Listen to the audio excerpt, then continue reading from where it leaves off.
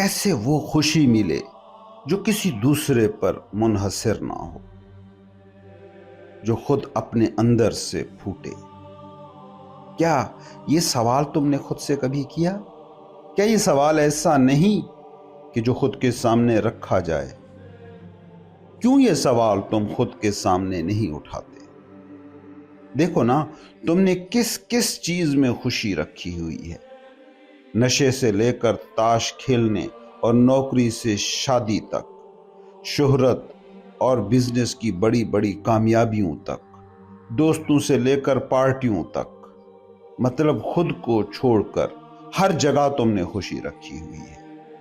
کیا کبھی اس بات پر تمہیں حیرت نہیں ہوتی؟ جب کسی بھی چیز کو خوشی کا مطلب دینے والا ٹول تمہارے اندر ہی ہے، تو کیوں یہ سوال پیدا نہیں ہوتا کہ یہ خوشی میں خود بھی کریٹ کر سکتا ہوں؟ سوچئے ذرا، ایک غریب آدمی کو 10,000 روپے خوشی دیتے ہیں، مگر کیا ایک امیر آدمی کو وہی 10,000 خوشی دیں گے؟ نہیں۔ کیا ہوا اس کا مطلب؟ یہی نا کہ خوشی 10,000 روپے میں نہیں ہے، اس معنی میں ہے جو تم نے خود اپنے اندر پیدا کیے ہیں۔ اب یہ سوال کرنا کیا بجا سوال نہیں ہے کہ جب میں ہی چیزوں کو رنگنے والا ہوں تو میں بھدے سے بھدے رنگوں سے زندگی کے ان ایونٹس کو، ان واقعات کو کیوں پینٹ کر رہا ہوں؟ کیوں ہر ایک چیز کو دکھ میں ہی ڈبو کر جینے پر مجبور ہوں؟ تم جس بھی چیز کو چاہو، جس بھی تھاٹ کو چاہو، خوشی کے رنگ میں ڈبو سکتے ہو۔ رنگ ساز تم ہو، تو آخر مسئلہ کہاں ہے؟ کیوں وہ رنگ نہیں کرتے جو تمہاری آنکھوں کو بھلے لگے، جو زندگی کے تجربے میں شاندار اضافہ ہوں؟ مسئلہ کہاں ہے؟ مسئلہ ہے انا۔ پرابلم ہے انا، انائی دماغ کہ جو دکھ نام کا بھوت تراشتا ہے تو تب ہی اسے یہ احساس ملتا ہے کہ وہ کچھ ہے، وہ کسی پرابلم کو سولو کر رہا ہے۔ سوچو، جسے تم گول کہتے ہو، ہدف، زندگی کا مقصد، وہ کیا ہے؟ یہی کہ جو کچھ اس وقت ہے اس میں خوشی نہیں ہے۔ جو تب ہوگا وہ لائے گا خوشی، اور جو تب ہونا ہے اس کی مجبوری ہے دوسروں پر انحصار کرنا۔ اس سے تمہارے فیک سیلف کو، یعنی انا کو تو تسلی مل سکتی ہے، مگر حقیقی تم اور حقیقی خوشی اس سے کبھی نہیں ملتی۔ یقین نہ آئے تو دیکھ لیجیے ان لوگوں کو جو مقاصد کے پیچھے دکھی رہے، اور مقاصد جن کو حاصل ہو گئے ان کی انا اتنی مضبوط ہو گئی، یا کہہ لیں کہ دکھی رہنے کی عادت اتنی پکی ہو گئی کہ وہ اس پوائنٹ پر پہنچ جانے کے بعد بھی دکھ جینے پر مجبور ہیں۔ اس خوشی اور دکھ کے مسئلے کو ذرا گہرائی میں سمجھنے کی کوشش کرتے ہیں۔ سب سے پہلے تو یہ دیکھو کہ جو خوشی دوسروں سے ملتی ہے وہ ہمیشہ عارضی ہوتی ہے، جلدی ختم ہو جانے والی۔ اب یہ دوسرا کوئی بھی ہو، اس سے کوئی فرق نہیں پڑتا۔ یہ دوسرا محبوبہ ہو یا محبوب، نوکری ہو یا دولت، فیکٹری ہو یا شہرت، کچھ بھی ہو، ہمیشہ دوسرے سے نکلی یہ خوشی عارضی ثابت ہو کر رہتی ہے۔ اب یہ کوئی ایسا گہرا راز نہیں کہ جسے میں یہاں بیٹھ کر تمہیں سمجھاتا رہوں۔ تم اپنی ایسی ہر خوشی کا جائزہ لو جو دوسرے سے جڑی تھی، اس کا انجام دکھ کے علاوہ اور کچھ ہو ہی نہیں سکتا۔ یہ ایک طرح کا اصول ہے، نیچر کا اصول۔ تم کسی سے خوشی مانگتے ہو، وہ مل جاتی ہے، تو سوچو ان دونوں کے ساتھ ہوتا کیا ہے؟ تمہارے ساتھ یہ ہوتا ہے کہ تم دوبارہ اس سے خوشی مانگتے ہو، اور سامنے والے کے ساتھ کیا ہوتا ہے؟ اس میں یہ کانفیڈنس آ جاتا ہے کہ اس کی خوشی کا مالک میں ہوں۔ ان دو نفسیاتی حالتوں میں آخر میں کیا ہوگا؟ مالک کی اور غلام کی نفسیات وجود میں آئے گی۔ اور دوسری چیز بھی دیکھنا جو ساتھ ہی واقع ہوتی ہے، تم نے کسی سے خوشی چاہی، وہ مل گئی۔ وہ اگر کامل خوشی ہوتی تو ان اٹ سیلف پوری تھی، اور بعد کے واقعات سے اس کا کوئی لینا دینا نہیں ہونا تھا، مگر تم دوبارہ وہیں سے وہ خوشی ڈھونڈنے گئے۔ تو اس کا مطلب یہ ہے کہ وہ جو پہلے خوشی ملی تھی وہ حقیقی نہیں تھی، کامل نہیں تھی، وہ ناکامل تھی۔ सादा मिसाल से जरा इसको समझो। वालिदैन को बच्चे से खुशी मिली, अब इससे ज्यादा सच्ची और बेलौस खुशी तो और हो नहीं सकती। मगर कभी सोचा है कि यही बच्चे जब बड़े हो जाते हैं तो कितना गम तुम्हें दे सकते हैं?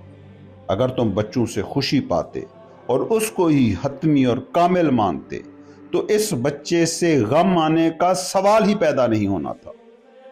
तुम ये देख पाते कि बचपन की मासूमियत में वो एक और तरह का फर्द था, बड़ा हो गया है तो और ही तरह का फर्द है। एक बंदे के पास डॉलर थे, तुमको दिए, इससे खुशी मिली। अब उस बंदे के पास यूरो हैं या युआन हैं और तुम उससे डॉलर की ख्वाहिश लिए बैठे हो जो उसके पास हैं ही नहीं, तो वो देगा कैसे? और कैसे तुम्हें उससे खुशी मिले? मैंने ऐसे पेरेंट्स देखे हैं कि जो चेंज की इस जबान को समझ पाए हैं, वो अपने बच्चे के बदलने के साथ रिश्ते की नेचर को भी बदलते गए और आखिरी उम्र में उनका रिश्ता खालिस दोस्ती का रह जाता है, जहां ये ताने कहने की जरूरत ही नहीं रह जाती कि मैंने तुम्हारे लिए ये किया, मैंने तुम्हारे लिए वो किया, या तुम ऐसे थे और अब ऐसे हो गए हो। ओ भाई, अब उसके पास वो करेंसी ही नहीं है जिस करेंसी में तुम उसके साथ डील करना चाहते हो। यही मिसाल तुम्हारी जिंदगी में मौजूद हर दूसरे के साथ ताल्लुक को डिफाइन करती है। फैमिली के साथ, बीवी के साथ, शौहर के साथ, दौलत के साथ, नौकरी के साथ, शोहरत ताकत के साथ। अब अगर समझ का ये रिश्ता तुम हर दूसरे के साथ डेवलप कर पाते हो तो खुशी एक मुसलसल लहर की तरह तुम्हारे साथ बहेगी जो इत्मीनान की तरंगें पैदा करती रहेगी। लेकिन अगर तुम चीजों की बदलती नेचर के साथ ये तालमेल पैदा नहीं कर सकते तो इसी चीज का नाम है दुख। वो दुख जिससे तुम बखूबी आगाह हो, जिसके साथ तुम हर वक्त रहने पर मजबूर हो। तुम्हारे बच्चे तुम्हारे जहन में कभी बड़े नहीं हो पाते। ताकत से 10 साल की उम्र में जो रिश्ता बनाते हो, 80 साल की उम्र तक वो ताल्लुक नहीं तोड़ पाते। लालच से 15 साल की नासमझ उम्र में जो रिलेशनशिप कायम किया था, 70 साल की उम्र तक वो ताल्लुक नहीं तोड़ पाए। जिनसी हज और शहवत से 16-17 साल की उम्र में जो तार जुड़े थे, वो 50-60 साल की उम्र तक तुम तोड़ नहीं पाए। दौलत से 20 साल की उम्र में जो नाता जोड़ा था, वो आज भी निभाए चले जाने पर मजबूर हो तुम। नौकरी से, बीवी से, फैमिली से, बच्चे से जो रिश्ता जोड़ते हो, उसको बालेग करने की फिक्र ही तुम्हें कभी नहीं होती। करेंसी बदल गई है मगर तुम जिंदगी के बाजार में वही पुराने नोट लिए खड़े हो। ये भिखारी बनने का नुस्खा नहीं है तो और क्या है? याद रखना, एक ही नुस्खा है जिंदगी में हमेशा खुश रहने का। ये बहाने बनाना छोड़ दो, पूरी दुनिया को इल्जाम देना बंद करो। कामयाबी, खुशी, महफिलें तो कहते हो तुमने कमाई हैं। दुख, नाकामी और तन्हाई आती है तो कहते हो दुनिया का कानून यही है, लोग ऐसे हैं। तुमने जब खुशी महसूस की थी, जब कामयाबी का एहसास पाला था, बेशक तुम्हारी वजह से था। और यकीन करो, जब दुख पाते हो, नाकामी महसूस करते हो, वो भी तुम्हारी वजह से है। ये कहना छोड़ो खुशी मिल गई, वाह मेरी मेहनत का फल, खत्म हो गई, अरे ये तो होना ही था, सबके साथ होता है, यही तो दुनिया है। दुनिया को कोई गरज नहीं है, न तुम्हारी खुशी से न तुम्हारे दुख से। दुनिया बस जैसी है वैसी है। तुम हो रंगसाज, जैसे चाहो रंगो। गौर करो, तुम्हारी हर खुशी दुख पर खत्म होती है। इसलिए नहीं कि खुशी में दुख छुपा था, इसलिए कि तुम खुशी के एक एहसास से जुड़ गए। एक खास हालत को जहन ने खुशी का लेबल लगाकर महफूज कर लिया है। जुड़ो मत तो हर पल, हर हालत आजाद है, न्यूट्रल है। अब तुम्हारी मर्जी इस वक्त दुख महसूस करना है या इस वक्त खुशी महसूस करनी है। जो चाहो रंग दे लो। हाँ, खुशी और दुख तयशुदा हैं तो फिर बाहरी हकीकत है, वो बाहरी हकीकत जो काबिल कंट्रोल नहीं है। किसी शख्स से जुड़ी खुशी उस शख्स के एक्शन पर मुनहसर है, उसमें तुम्हारा कोई कंट्रोल शामिल ही नहीं। तुमने खुद एक चक्कर तराशा है, एक साइकिल तख्लीक किया है और अब उस चक्कर के साथ खुद को घुमा रहे हो। इस घुमाव में मजा आ रहा है तो ठीक है, लेकिन अगर इस पर एतराज है, अगर इससे थक गए हो तो चक्कर से बाहर निकल आओ। कौन रोक रहा है आखिर तुम्हें? मेहनत की थी, उसके नतीजे में खुशी मिली, अब खत्म हो गई है तो नई मुहिम पर निकलो, नया कुछ करो, मेहनत करो, वो भी मजे के साथ, और फिर वैसी ही खुशी पालो। इस खेल में आखिर खराबी क्या है? ये नहीं करोगे तो जिस्म और माइंड का मतलब ही क्या हुआ? क्यों रुकते हो फिर? जब तुम रुकते हो तो माइंड को अपनी चालें चलने का मौका मिल जाता है।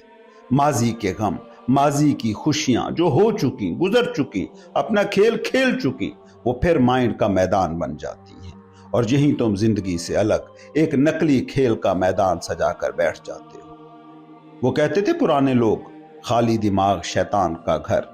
यही खाली दिमाग है जिसको तुम कहते हो मेरा दिमाग बहुत चल रहा है। नहीं चल रहा भाई, पुराने दायरों में घूम रहा है, खुशी या गम की यादों में, या खुशी के हसूल और गम से बचने की प्रोजेक्शन में। ये खाली दिमाग है, वही खाली दिमाग जिसे शैतान का घर कहा गया है। पता है भरा हुआ दिमाग कौन सा है?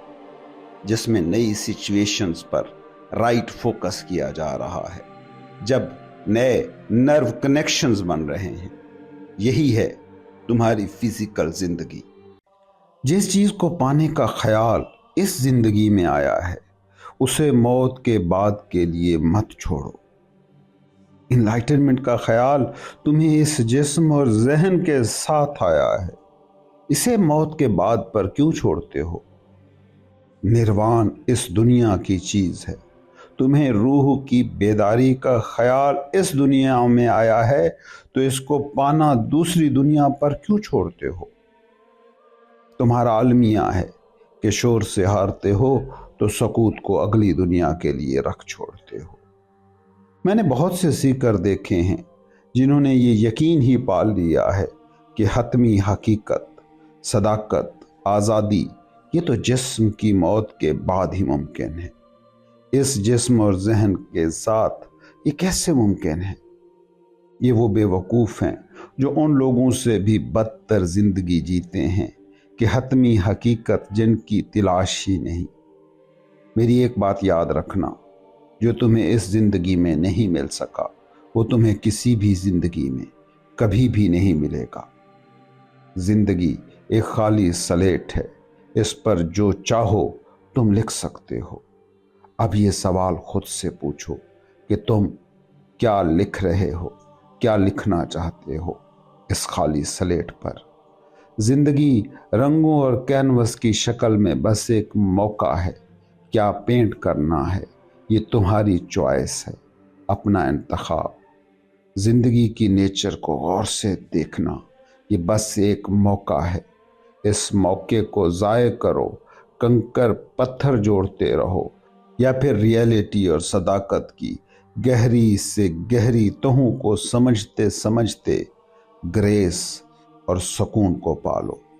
याद रखना, जिंदगी खुद कभी सजेस्ट नहीं करेगी कि तुम क्या जोड़ो। तुम शनाख्तों को, तसव्वुरात को, अना को तरक्की देते रहो तो वो तब भी साथ देती है। तुम पीस, सुकून, सेहत, शांति को संभालना शुरू कर दो, वो तब भी साथ देती है। जिंदगी एक न्यूट्रल, गैर जानिबदार पॉसिबिलिटी है, इम्कान है, मौका है। तुमने मगर एक धोखा पाल लिया है कि जिंदगी तो जी इस दुख, इसी भोग का नाम है, सुकून तो बस मौत ही पर मिलेगा। समझो, मौत मौका नहीं है, मौके के इख्तिताम का नाम है। वहाँ कुछ भी नहीं है। वहाँ अगर कोई इम्कान है भी तो तुम्हारे इस शऊर के लिए नहीं है जो इस जिस्म और माइंड के साथ जुड़ा है। मौत के बाद तुम्हारा शऊर जो नया जिस्म, नया दिमाग लेगा, वो किसी और ही शख्स का मौका है, किसी और ही शख्स का इम्कान है, किसी और ही फर्द की पॉसिबिलिटी है। तुम्हारा बतौर फर्द मौका बस यही जिंदगी है। समझने की कोशिश करो कि शऊर वो गैस, वो खला है जो किसी गुब्बारे को शक्ल दे रहा है। उस गुब्बारे के लिए ये शऊर, ये एनर्जी, ये स्पेस, ये रूह मौका है कि वो कितना ऊपर उड़ पाता है। वो स्पेस कल किसी और गुब्बारे में होगी तो ये उस दूसरे गुब्बारे का मौका होगी, उसकी पॉसिबिलिटी। पिछले गुब्बारे में वो क्या थी اور کیا نہیں، اس سے اس کا کوئی لینا دینا نہیں ہے۔ تمہارے سترنگے مولویوں، پنڈتوں اور تماشے باز صوفیوں نے تمہارے ساتھ یہ کھیل کھیلا ہے کہ اس غبارے کو اس غبارے سے لنک کر دیا ہے، اور انا کو یہ تسلسل، یہ جاری رہ جانا، یہ کھیل بڑا پسند ہے۔ انا کانٹینیوٹی کی بھوکی ہے۔ مجھ سے سوال کرنے والے بہت سے نام نہاد سیکھ کر آ کر پوچھتے ہیں تو ان کے سوالوں میں ایک ہی تڑپ ہے جو صاف نظر آتی ہے کہ میں کسی طرح انہیں یہ یقین دلا دوں کہ وہ مریں گے نہیں، کیونکہ وہ روح ہیں، وہ کل کا حصہ ہیں۔ یہ وہ لوگ ہیں جنہوں نے یہ موقع تو ضائع کر دیا ہے جو زندگی کی شکل میں انہیں ملا ہے، اور چاہتے یہ ہیں کہ کسی اور موقع کے لیے ان کی امید کو زندہ رکھا جائے۔ سمجھو، تمہارے اندر یہ جو زندگی ہے، یہ جو روح ہے، یہ سپیس ہے، یہ ابدی ہے، ازلی ہے، یہ مگر تم نہیں ہے۔ تم جاری نہیں رہو گے۔ تم جو ہیپ آف میٹر ہو اور جو مائنڈ امپریشنز ہو، وہ ایک دفعہ کے لیے ہے، وہ مٹے گا۔ سو موقعوں کی لسٹیں نہ بناؤ، جو موقع دستیاب ہے اسے جیو۔ اچھی طرح ایک بات سمجھ لو، موت موقع کا خاتمہ ہے۔ موت کا مطلب ہی یہ ہے کہ اب کوئی موقع باقی نہ رہا۔ زندگی موقع ہے، موت اس موقع کا ختم ہو جانا۔ اس لیے موت سے کچھ بھی نہیں پایا جا سکتا۔ پانے کے لیے موقع چاہیے، زندگی چاہیے۔ تمہارے پاس جو مائنڈ ہے اس کا کام ہے تقسیم پیدا کرنا۔ وہ تم کو کہتا ہے کہ زندگی تو بس اکارت گئی، لوگ ایسے تھے، ماحول ایسا تھا، ملک ایسا تھا، تم کیا کرتے؟ ہاں، مرنے کے بعد تمہارے ساتھ کچھ بڑا ہوگا، کچھ اچھا ہوگا، تم کوئی اور روپ دھارو گے، تم وہاں کچھ بڑا کر پاؤ گے، پسند کی زندگی جی پاؤ گے۔ یہ اس طرف اور اس طرف کی تقسیم ہے جو مائنڈ کریٹ کر کے تمہیں بے ہوش جینے پر قائل ہی نہیں کرتا، بلکہ اکثر تو اس بے ہوش جینے پر مجبور رکھتا ہے، اس بے ہوش جینے کو جینے کی عظمت مانتا ہے۔ کبھی غور سے سنا تو کرو اپنے بڑے بڑے دماغوں کو، فلسفیوں کو۔ یہ زندگی کچھ نہیں، یہ بس غم کا بہتا دریا ہے۔ احمق مت بننا۔ یہ جو تمہاری زندگی ہے، یہ بڑا جاندار، بڑا شاندار موقع ہے، اتنا بڑا موقع کہ تمہیں زندگی سے بھی پار لے جا سکتا ہے۔ کسی دھوکے میں مت رہنا، زندگی میں دھوکا نہیں چلتا۔ ہاں، اپنے دل کو تم دھوکا دے سکتے ہو اور دے رہے ہو۔ موت موقعوں کا خاتمہ ہے، پاسبلٹیز کا اینڈ۔ اس بات کو اچھی طرح سمجھ لو۔ موت میں تم کچھ بھی نہیں کر سکتے، کرنے کا کوئی راستہ موت سے گزر کر جاتا ہی نہیں۔ کرنے کا نام ہی تو زندگی ہے، اس لیے جو کچھ کرنا ہے زندگی میں ہی کرو، زندگی میں ہی پاؤ۔ پرانے صوفی کہتے تھے، جس نے زندگی میں ہی اپنا اصلی روپ جان لیا، اپنی حقیقت کو پہچان لیا، بس وہی ہی اس حقیقت کو پہنچے گا کہ وہ کل زندگی ہے۔ جو جیتے جی یہ نہ جان پایا، وہ مر کر بھی اس حقیقت کو نہیں جان پائے گا۔ جو جیتے جی یہ جان گیا کہ وہ جسم نہیں، مائنڈ نہیں، اس کے لیے بس موت ایک چھوٹا سا اسٹیشن ہے۔ وہ جاگتے جیا اور جاگتے ہی موت میں اترا تو اس کے لیے ہی بس تسلسل ہے۔ یاد رکھنا، جس نے ساری زندگی یہی مانا کہ میں جسم ہوں، وہ مرتے وقت بے ہوش ہو ہی جائے گا۔ جس کا ہونا طے ہی جسم سے ہو رہا تھا، تو جسم کا چھٹنا اس کے لیے اتنا بڑا سانحہ ہے، اتنا بڑا صدمہ ہے کہ بے ہوش ہوئے بنا کوئی چارہ ہی نہیں۔ زیادہ تر لوگوں کی موت کو دیکھنا، ان کی موت اسی بے ہوشی میں ہوتی ہے۔ تم ہوش میں نہیں رہتے مرتے وقت، ورنہ پچھلی موت کی یاد رہتی ہے۔ بے ہوشی میں جو ہوتا ہے اس کی یاد نہیں رہتی۔ جو نیند میں ہوتا ہے، کیا تمہیں وہ یاد رہتا ہے؟ نہیں، کیونکہ تم بے ہوش تھے۔ اسی طرح موت کے وقت بھی تم بے ہوش ہو جاتے ہو۔ بے ہوش ہو جاتے ہو اس صدمے کی وجہ سے کہ جس ایک چیز کو میں نے اپنا مانا تھا وہ بھی میری نہیں، ورنہ موت کے وقت جو واقعہ ہوتا ہے وہ سینکڑوں بار پہلے تمہارے ساتھ ہو چکا ہے۔ اور یاد رکھنا، بے ہوش مرنے والے کی اگلی ولادت بھی بے ہوشی کی ہوتی ہے۔ کیا تمہیں اپنا پیدا ہونا یاد ہے؟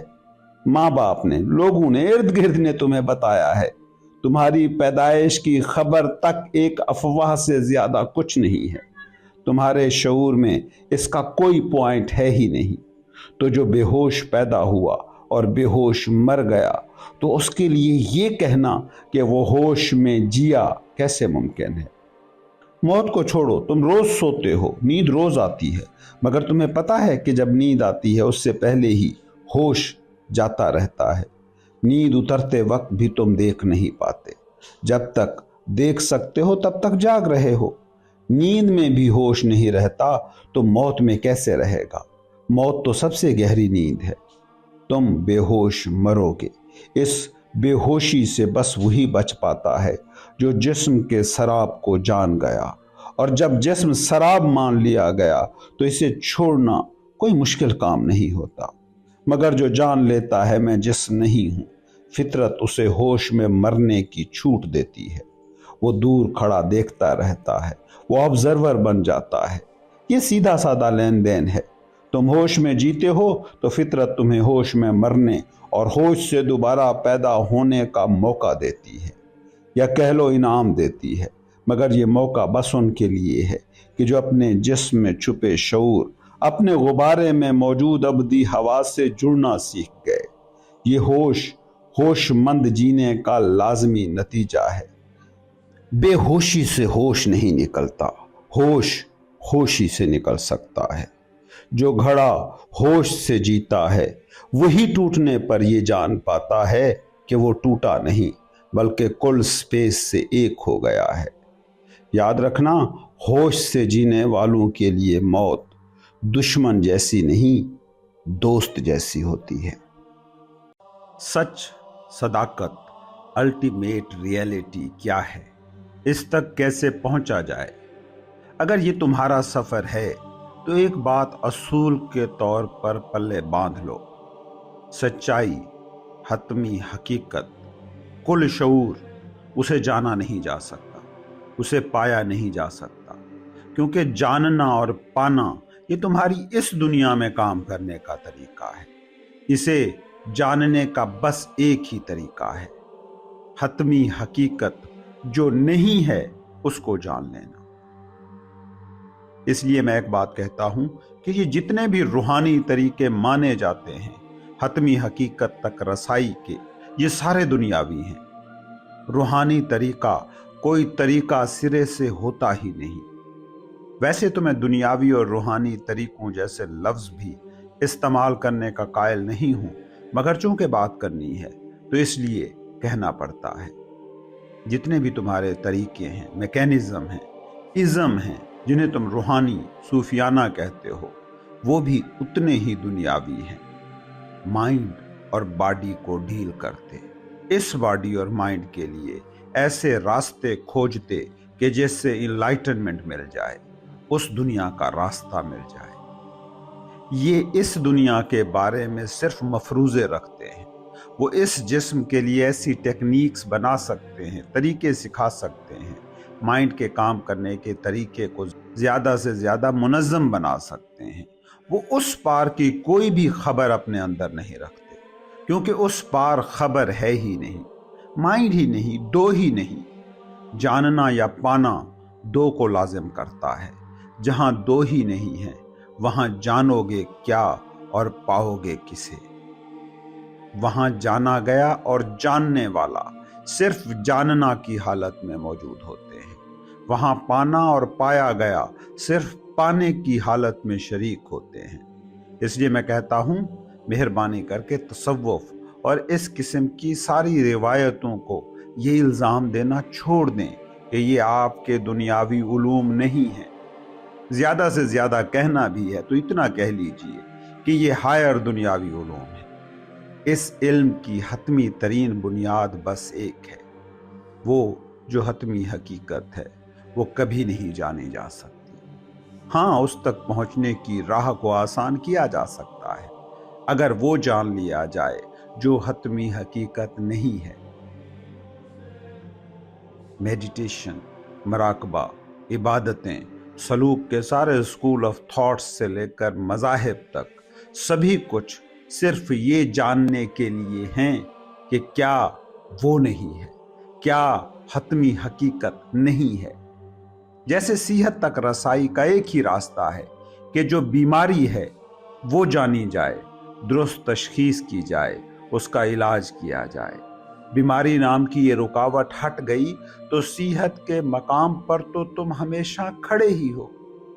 तुम्हारी हकीकत क्या है, यहां तक पहुंचना है तो फिर रास्ता बस एक है, तुम क्या नहीं हो वो जान लो। तमाम तसव्वुफ नाम है रियलिटी को शराब से अलग करने का, हकीकत को ज़हनी धोखों से अलग देखना। यह है बस वाहिद रास्ता। इस रास्ते की मंजिल क्या है? रास्ता, मुसाफिर और मंजिल सबका फना हो जाना। तुम जरा लॉजिकली सोचो इस पूरे मैकेनिज्म को। जब तुम कहते हो मैं कौन हूं, अपनी हकीकत में, रियलिटी में कौन हूं, तो सोचो ये सफर कहां तक जाता है। क्या मैं मेरा घर, मेरी फैमिली, जिस्म या जहन हूं? कहीं से कोई भी हिस्सा उठा लो और खुद से पूछना शुरू कर दो, कहां ये सफर जाकर रुकेगा? वहां तक ये सफर चलेगा जहां तक सारी वो हकीकतें पिघल नहीं जाती कि जिनके पार हकीकी हकीकत है।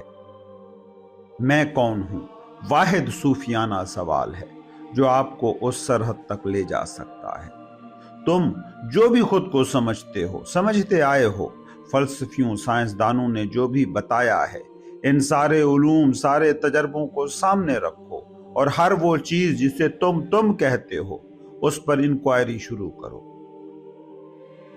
आखिरी नतीजा एक ही आएगा कि तुम वो नहीं हो। आखिरी नतीजा यही मिलेगा कि ये शराब था, डिल्यूजन था। बहुत सारे तुम्हारे डिल्यूजन तो सिर्फ इस एक एक्शन से मिट सकते हैं, और वो एक्शन ये है कि जब कोई मरने के करीब हो उसको गौर से ऑब्जर्व करना शुरू कर दो, उससे बातें करो, उससे सवाल पूछो। वो सारी चीजें जिससे उसका होना तय हो रहा था, वो ऑलमोस्ट सारी की सारी सिर्फ दो एक चीजों को छोड़कर वो त्याग कर चुका होता है। आखिरी त्याग होता है जिस्म और जहन का, जिसके बाद की कहानी वो सुना नहीं सकता, और सुनाए भी तो तुम सुन नहीं सकते। ये डर की, खौफ की और अननोन दुनिया है जिसमें दाखिले से तुम्हें वैसे भी डर लगता है।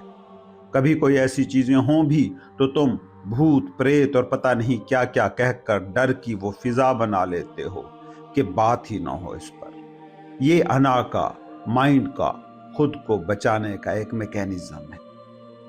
तसव्वुफ है इल्तबासात को, धोखों को, डिल्यूजन्स को रियलिटी से अलग करते रहने की मुसलसल मशक। डिल्यूजन किसे कहते हो? चीज जैसी हो वैसी नजर ना आए। सहरा में दूर पानी नजर आता है, पहुंचे तो नहीं मिलता, इसी को शराब कहते हैं ना। पानी लगता है, दिखाई भी देता है, मगर होता नहीं है। तुम अपनी दुनिया को उठाकर जरा देखना शुरू करो, सारी चीजें ऐसी ही शराब साबित होती दिखाई देंगी। इस नौकरी से ये मिलेगा, क्या मिला? शादी से ये मिलेगा, क्या मिला? फैमिली से ये मिलेगा, क्या मिला? और मौत के करीब तो नजदीकी तरीन आइडेंटिफिकेशंस को भी ये कहकर छोड़ देते हो कि इनसे भी कुछ नहीं मिलना। शराब और हकीकत का फर्क यही है। हकीकत ये है कि जो चीज जैसी है वैसी ही नजर आए। सोचो, कोई बेदार शख्स है जो जानता है कि नौकरी से जो भी ख्वाहिशें मैं जोड़ लूं, शादी, फैमिली जैसी भी ये दुनिया दिखाने की कोशिश करे, मेरा जहन इसको जैसी भी रंगीन फिल्म बनाकर दिखा दे, मैं जानता हूं कि ये क्या है। अब ऐसे शख्स के लिए इनमें से कोई भी चीज मसला नहीं बन सकती, क्योंकि उसकी शादी के तसव्वुर में प्यार ही नहीं, तकरार और झगड़ों की भी गुंजाइश मौजूद है। तो मसला कैसे बना? इसी तरह नौकरी या बिजनेस या मादी जिस्म, हर एक के बारे में उसके पास दोनों नागवार और खुशगवार की गुंजाइश मौजूद है। इसे मसला कैसे हो सकता है? चीजें जैसी हैं वैसी उन्हें देख पाना, यह है तसव्वुफ या रूहानियत। और चीजें जैसी देखना चाहता हूं वैसी नजर आना, यह है माइंड या मादी दुनिया। चीजें जैसी हैं वैसी नजर आएं तो यह है हकीकत। इसी को रियलिटी कहेंगे ना, कि जो जैसा है वैसा नजर आए। اب ایسا نظر آنا یا سمجھ میں آنا مائنڈ سے نہیں ہو سکتا۔ ایسا نہیں ہے کہ میں خدا نخواستہ مائنڈ کی کوئی توہین کر رہا ہوں، میں صرف مائنڈ کو ویسا بیان کر رہا ہوں جیسا وہ ہے۔ میں اس کو اس کی محدودیتوں سمیت کہہ رہا ہوں۔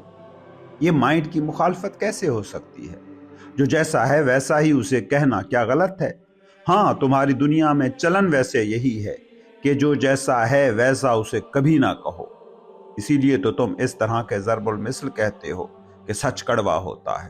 سچ کڑوا نہیں ہوتا، انا کو ننگا ہونا پسند نہیں ہوتا۔ جیسی وہ ہے ویسی وہ نظر آنا پسند نہیں کرتی، کیونکہ کوجھی ہے، نکلی ہے، فریبی ہے، میک اپ زدہ ہے۔ شاید یہی وجہ ہے کہ جتنا انسان کی انا تگڑی ہوتی جاتی ہے اس کا لباس زیادہ سے زیادہ ہوتا جاتا ہے، میک اپ کی ضرورت بڑھتی جاتی ہے۔ انا کو اپنی بدصورتی چھپانے کی اتنی فکر ہوتی ہے کہ یہ سارا دن تمہارے ذریعے سے تمہارا اظہار نہیں، تمہیں چھپانے کی کوشش کرتی رہتی ہے۔ میں نے کہا ہے ذہن چیزوں کو ویسا نہیں دیکھ سکتا جیسی وہ ہیں، تو ایسا کیوں کہا؟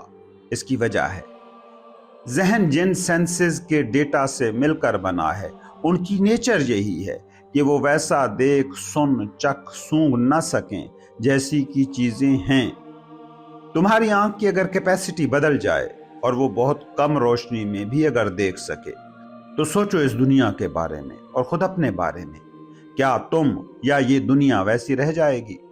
اگر تمہارے کانوں کے سننے کی جو لیمٹس ہیں وہ ٹوٹ جائیں اور تمہیں بگ بینگ کی آواز سے لے کر زمین کی اتھاہ گہرائیوں میں موجود لاوے کے ابلنے کی آوازیں سنائی دینے لگیں تو کس طرح اس دنیا کو اور خود کو ڈیفائن کرو گے؟ تو یہ جو بھی سینسز ہیں تمہارے پاس، یہ حقیقتیں دیکھنے کے لیے نہیں ہیں، بلکہ یہ حقیقتیں چھپانے کے لیے ہیں۔ روشنی کی کم سے کم یا زیادہ سے زیادہ مقدار میں اگر تم دیکھ سکتے، اپر لمٹ اور لوئر لمٹ نہ ہوتی، تو جو تم دیکھتے ہو وہ دیکھنا بالکل ایسے ہوتا جیسے خدا دیکھ رہا ہے۔ یہی تمہارے حواس کی حقیقت ہے۔ اب ان حواس کے بنائے گئے ڈیٹا سے جو مائنڈ بنا ہے وہ ریئلٹی دیکھے گا یا سراب، خود اندازہ لگا لو اور سوچو ذرا، نیچرل سکیم آف تھنگز میں کیا ہونا چاہیے تھا؟ تم دن کو دیکھتے کچھ اور نظر آتا، رات کو دیکھتے کچھ اور نظر آتا، تو پہلا سوال اصولی طور پر کیا ہونا چاہیے تھا؟ یہی نا کہ یہ کیا ہوا، میرے دیکھنے کی حس میں کوئی مسئلہ ہے، اس کو حل کرنا چاہیے۔ قریب جانے پر آواز کا کسی اور طرح ہو جانا اور دور جانے پر اور ہو جانا اور زیادہ دور جانے پر بالکل ہی غائب ہو جانا، کیا تمہیں مجبور نہ کرتا کہ کان کے علاج کی فکر کرتے؟ مگر کوئی بھی ایسا نہیں کر رہا۔ سینسز کے کام کرنے پر تو کوئی بھی سوال نہیں اٹھاتا۔ سوچو ایسا کیسے ہوا ہوگا؟ اس کے لیے یہی سینسز کے ڈیٹا سے بنا مائنڈ میکینزم بناتا ہے۔ وہ تمہارے حقیقی جسم پر لباس چڑھاتا ہے اور تم اسی لباس سمیت خود کو خود مان لیتے ہو۔ یہ لباس ہے انا، ایگو، وہی انا جو ریئلٹی، سراب، تصوف، دنیا اور مابعد طبیعت کی ساری نقلی دنیا تراش کر تمہیں مصروف رکھتی ہے، اس وقت تک کہ جب تک مائنڈ اور جسم فطری انجام کو نہ پہنچ جائیں، اور جب یہ وقت آتا ہے تو انا وہاں سے چپکے سے نکل جاتی ہے۔ اب کیا اس انا سے تم حقیقت، ریئلٹی، الٹیمیٹ ریئلٹی کو جان سکتے ہو؟ کبھی نہیں۔ کیا تم جان سکتے ہو؟ صرف ایک چیز، تم کیا نہیں ہو۔ مائنڈ کے تراشے ہر تصور، ترشی ہر تصویر، تخلیق کی گئی ہر آئیڈینٹیفیکیشن پر سوال اٹھانا شروع کرو، اور جس چیز کے بارے میں پتہ چلتا جائے کہ وہ تم نہیں ہو اس کو ٹک کر کے آگے بڑھتے جاؤ۔ چھوڑنے اور نفرت کرنے اور چڑنے کی ضرورت نہیں، بس بطور کنسپٹ اس سے خود کو ڈی لنک کرتے جاؤ۔ کیا اس میں کوئی مسئلہ ہے؟ شاید اس وقت تم کہو کہ بات تو درست ہے، کچھ چھوڑنے کو تھوڑی کہا جا رہا ہے، بس تصور کی سطح پر جانچنے اور دیکھنے ہی کو کہا جا رہا ہے۔ نہیں جناب من، بہت بڑا مسئلہ ہے، خود تجربہ کر کے دیکھ لیجئے۔ مائنڈ نے جو انا بنائی ہے اس کی ساخت ہی ایسی ہے کہ وہ نقلی ہے اور وہ نقلی کو نقل ثابت کرنے سے تمہیں ہر قدم پر روکے گی۔ یہی تو اس کا کام ہے۔ ریئلٹی کو بچاتی ہے، انریل کو بچاتا ہے۔ ایک جیسے پرندے ساتھ ہی اڑتے ہیں، ایک دوسرے کو بچاتے ہیں۔ تمہارا کیا خیال ہے کہ جب تم کسی کار کی خواہش اور محبت میں پاگل ہوتے ہو تو کیا وہ کار کی خواہش ریئل ہوتی ہے؟ مگر ریئل لگتا ہے۔ یہ ریئل لگنا کار کی ریئلٹی سے بھی بڑی ریئلٹی ہے۔ سوچو، اگر تم یہ جان جاتے کہ کار کی ریئلٹی یہ نہیں جیسی مجھے سکھائی گئی ہے یا دکھائی دے رہی ہے یا جیسی کہانیاں بنی ہوئی ہیں، مگر میں کار استعمال کروں گا، ہر نئے ماڈل کی کار خریدوں گا اور ان کا بہترین کلیکشن جمع کروں گا، کیا ایسا ممکن ہوتا؟ ہرگز بھی نہیں۔ انا کار کا جسم تھوڑی جیتی ہے، انا تو وہ مقابلہ جیتی ہے، وہ سٹیٹس سمبل جیتی ہے، وہ دوسروں کی نظر میں بڑا ہونا جیتی ہے۔ اس کو فزیکیلٹی سے تو کوئی لینا دینا ہی نہیں، کیونکہ وہ خود فزیکل نہیں ہے، وہ خود تصورات کا مجموعہ ہے، تو اسی کرنسی میں ہی زندگی کو ڈیل کرتی ہے۔ وہ خیالی تصورات کا اسیر کرتی ہے، جیسے تمہارے نظریات ازم جب دیکھتی ہے کہ اب تمہیں نظریات اور تصورات کی عیاشی میں دل نہیں لگ رہا اور تم اس خیالی دور سے تھک رہے ہو، تو وہ چیزوں کو خیالات میں بدلتی ہے اور اس کا اسیر کر دیتی ہے، خواہش کی شکل میں۔ سوچو، دنیا ترقی کر جائے اور ہر بندے کا ٹرانسپورٹیشن موڈ ہوائی ہو جائے، تو کیا یہی فراری اور مرسڈیز اور جو بھی بڑی کاریں ہیں، کیا تم ان سے ویسے ہی چمٹو گے جیسے اب چمٹے ہو؟ سوچو، مٹی کو وہ مقام مل جائے جو سونے کو حاصل ہے، تو تم کیا جمع کرو گے؟ سو ایسا نہیں ہوگا کہ تم یہ بھی جان جاؤ کہ یہ انریل ہے اور پھر اس کو پکڑنے کی بھی کوشش کرتے رہو۔ اس لیے ایسا کبھی نہیں ہوگا کہ تم چیزوں کا انریل ہونا جان کر بھی ان سے ویسی ہی سطح پر چمٹے بھی رہو۔ ہاں، نفرت کرنے، چھوڑنے اور چڑنے کی بھی پھر کچھ ضرورت باقی نہ رہی۔ خواب دیکھ رہے تھے، خواب ٹوٹ گیا تو کیا چھوڑنا، کیا پکڑنا؟ تم پل میں نیوٹرل ہو جاتے ہو۔ یہ نیوٹرل حالت ہے تمہاری اصل حالت۔ اس حالت میں پہنچ جاؤ تو نہ پکڑنا کارنامہ لگے گا، نہ چمٹنا ضرورت رہے گی، نہ چھوڑنا اور بھاگنا کوئی نروان کی راہ لگے گا۔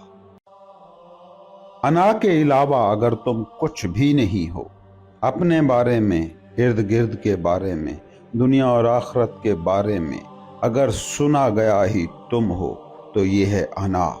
اور اگر تم صرف یہی ہو تو یقین مانو، تم جو جی رہے ہو، جو مان رہے ہو، جو دیکھ رہے ہو، یہ سب ایک رنگین دھوکے کے سوا کچھ نہیں، کیونکہ دیکھا، سنا، سونگھا، چکھا گیا ہی اگر تمہاری زندگی کی ریئلٹی کو تشکیل دے رہا ہے تو یہ سارے کا سارا فالٹی ہے۔ چلیں فالٹی نہ بھی کہیں تو اسے کہہ سکتے ہیں کہ یہ محدود ہے، اور یہ بات تم جانتے ہو۔ آنکھ کی دیکھنے کی حد ہے، فاصلہ اور روشنی کی مقدار اور آنکھ کے ریٹینا کی ہیلتھ طے کرتی ہے کہ تم کیا دیکھو گے۔ سننا اور چکھنا اور سونگھنا سب حصوں کی ایک ریسٹرکشن ہے۔ سوچو، کیا ایک چوہا بھی دنیا کو ایسے ہی دیکھتا ہوگا جیسے تمہاری آنکھ دیکھتی ہے؟ کہنے کو تم کہہ سکتے ہو کہ اور کیسے دیکھتا ہوگا، مگر ریئلٹی یہ ہے کہ اب بھی تم اپنی محدودیت کی زبان بول رہے ہو۔ تم نے چونکہ اور طریقے سے دیکھنے کا کبھی تجربہ ہی نہیں کیا، تو تمہیں خیال تک نہیں آ سکتا کہ دنیا اور طریقے سے بھی دیکھی جا سکتی ہے۔ الو کیسے دیکھتا ہوگا؟ مچھلی کیسے سنتی ہوگی؟ بیکٹیریا کیسے سونگھتا ہوگا؟ ذرا سوچ کر دیکھو۔ تو تم جو دنیا کی ریئلٹی دیکھتے ہو، اس کے بارے میں یہ کہنا درست ہوگا کہ یہ دنیا ایسی ہے اس لیے تم اسے ایسا نہیں دیکھ رہے، بلکہ دنیا ایسی ہے کیونکہ تم اس طرح کے علاوہ دنیا کو کسی اور طریقے سے دیکھ ہی نہیں سکتے۔ اب اس طرح دیکھنے کی مصیبت کیا ہو سکتی ہے؟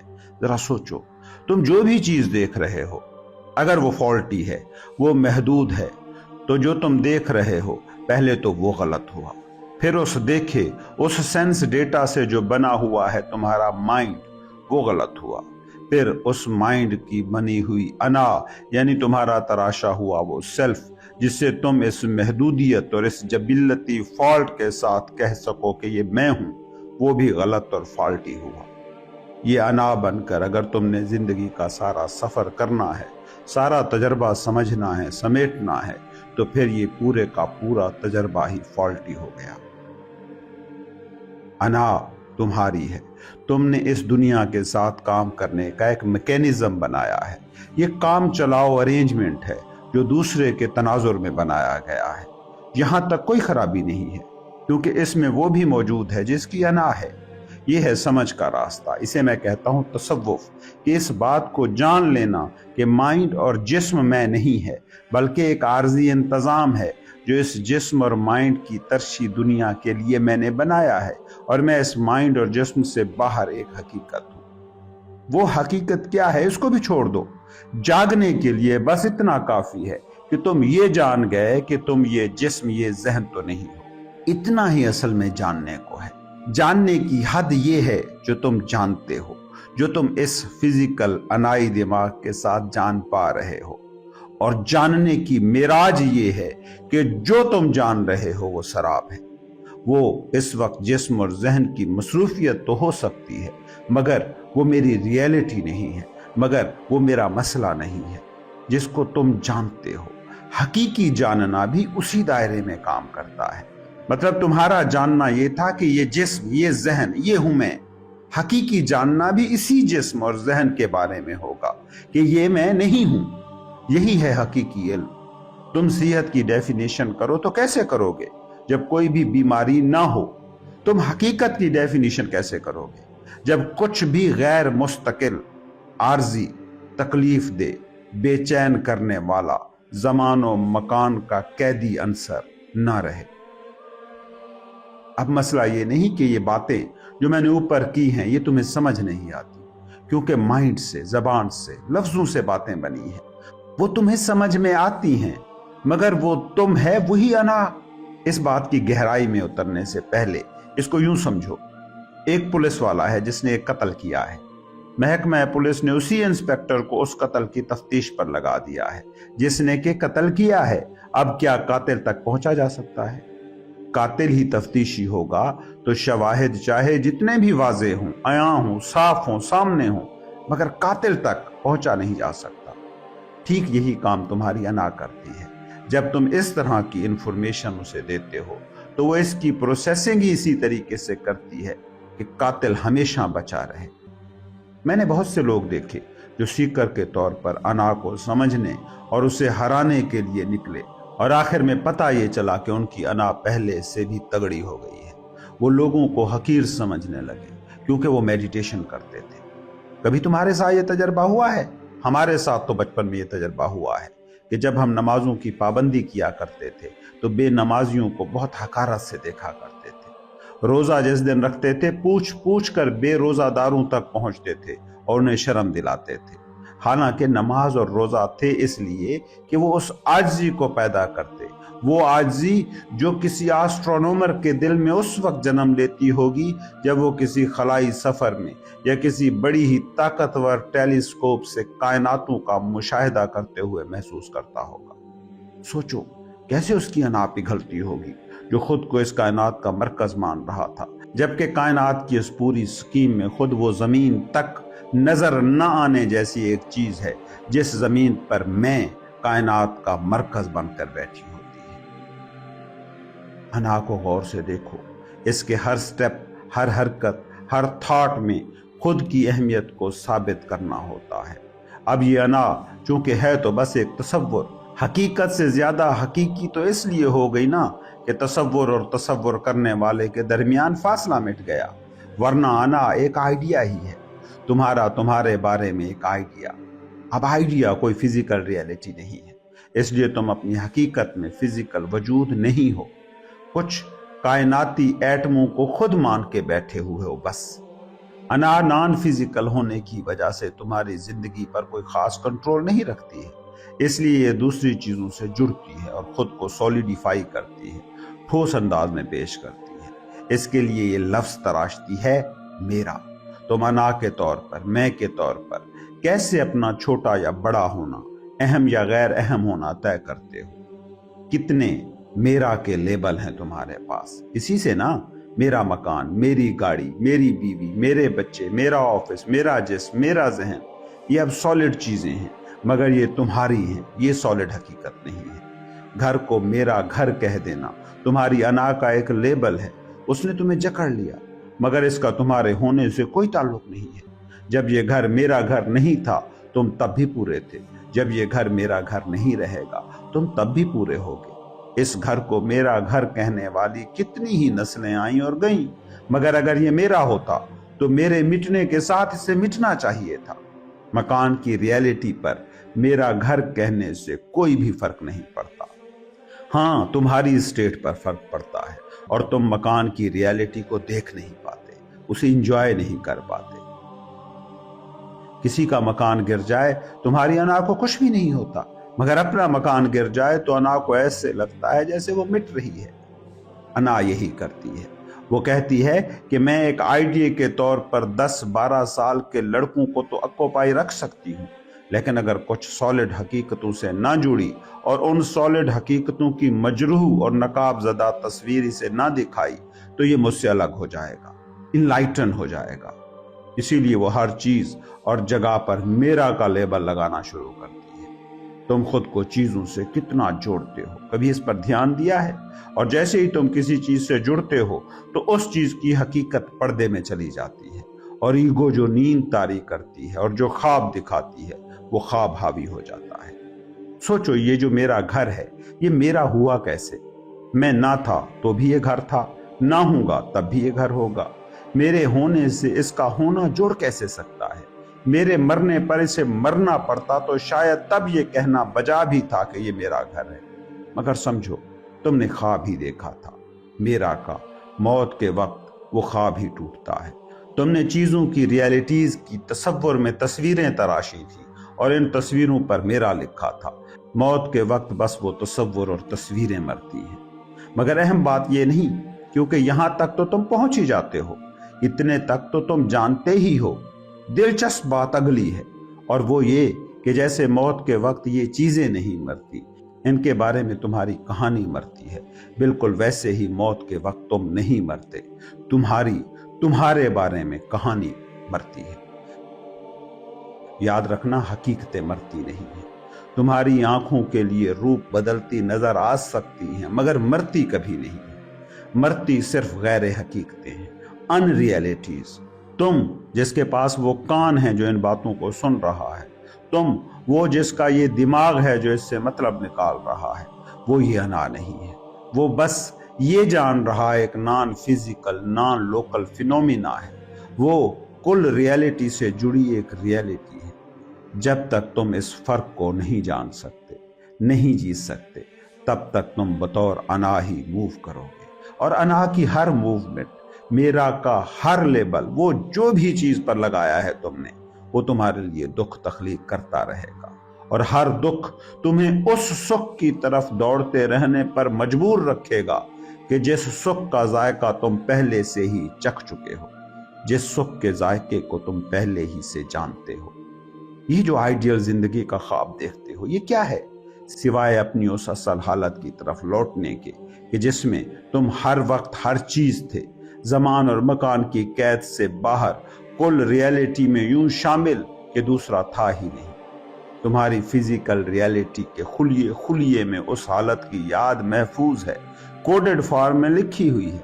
इसीलिए तो तुम आइडियल घर ढूंढते हो, आइडियल नौकरी, आइडियल ऑफिस, आइडियल बाग, आइडियल लड़की, आइडियल लड़का, ideal family, ideal couple, ideal मुल्क। यही बातें करते हो ना सारा दिन। इंसानों ने एक अरसे तक इसी तरह आइडियल जिंदगी क्रिएट करने की कोशिश की, मगर कहानियों के आइडियल रियलिटी के आइडियल नहीं हुआ करते। ये बात जब इंसान को समझ में आ गई तो तब सफर शुरू हुआ मज़ाहिब का, जिन्होंने आइडियल जिंदगी को जन्नत में रख दिया और अनाई भूत को रियल कहकर उससे डील करना शुरू किया। मज़ाहिब की मजबूरी थी कि वो इस अनरियल भूत को, अना को रियल मान कर बात करते, क्योंकि तब तक इंसान का माइंड इतना तगड़ा हो चुका था और इतनी तगड़ी कहानियां बनाना सीख चुका था कि इस स्पीशी को, यानी इंसान को भी उसने एक स्टोरी बना दिया था। वो स्टोरी जिसे तुम अना कहते हो।